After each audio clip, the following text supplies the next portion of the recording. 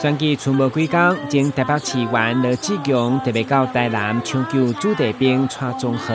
两个人伫街头单唱大手开小手，另类的拜票去民众眼光，要伫最后的关头争取每一张选票。台南市议员上面找到我们4号蔡宗豪，投下去，投给4号蔡宗豪，就是投给罗志强让我们的罗志强，让我过去大家爱护罗志强这样的一个心意能够去照顾我们的子弟兵。另外，其中候选人嘉隆街马介的竞选发言人蔡宗和进行政车扫街，强调执政党执政不力，2024年台湾要改变，爱对2022年的台南大选开始。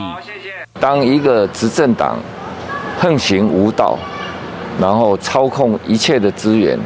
甚至官商勾结、官绅败坏的时候，从中央到地方，所有的人民都会揭竿而起，推翻它。所以我们也期待改变，从台南开始，那让新人有机会。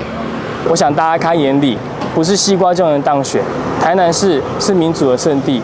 如果说西瓜都能当选，是把台南人的民主踩在地板上，所以2022年我们一起先来改变。选举最后关键，政治素人蔡宗和无基本盘、无政治资源，只希望用少年的辛苦热心来服务市民。台南新闻军及采访报道。